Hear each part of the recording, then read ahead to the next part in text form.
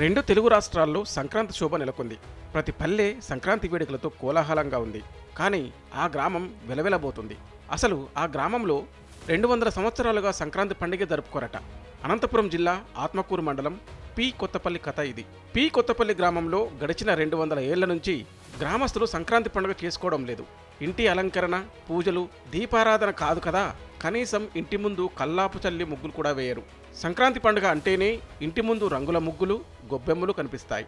కానీ పి కొత్తపల్లి గ్రామంలో ఏ సంక్రాంతి పండుగ కూడా ముగ్గులు వేసి గొబ్బెమ్మలు పెట్టింది లేదు. అసలు ఎందుకు పి కొత్తపల్లి గ్రామస్తులు సంక్రాంతి పండగ జరపరు అంటే దానికి 200 ఏళ్ల కిందటి కథే ఉందట.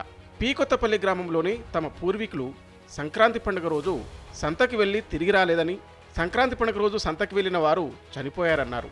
ఆ పండుగ చేసుకుంటే అశుభం అని ఆ రోజు నుంచి ఈ రోజు వరకు పి కొత్తపల్లి గ్రామస్తులు సంక్రాంతి పండుగ చేసుకోవడం లేదు.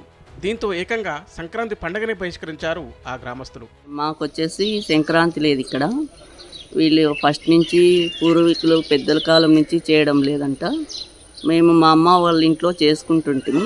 ఇక్కడికి వచ్చినాక వీళ్ళు పండగ లేదని చేయడం లేదు.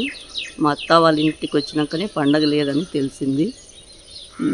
అక్కడ ఉన్నప్పుడే ఆపిను, ఇక్కడ ఉన్నప్పుడు ఏం లేదు.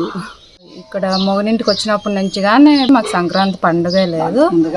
ముగ్గులు వేసుకోవడం కానీ, ఆ రోజు కల్లాపు చల్లుకోవడం కానీ,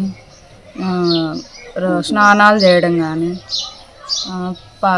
చేసుకోవడం లేదు సార్. అసలు సంక్రాంతి పండుగ అంటేనే పల్లెల్లో ఎక్కడా లేని ఉత్సాహం ఉరకలెత్తుతుంది. ప్రతి ఇల్లు రంగుల ముగ్గులు, పిండి వంటలు, చుట్టాలతో కలకలలాడుతూ ఉంటుంది.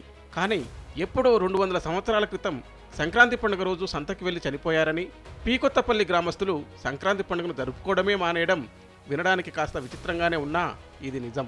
అలా సంక్రాంతి పండుగకు దూరంగా పి కొత్తపల్లి గ్రామం ఉండిపోయింది.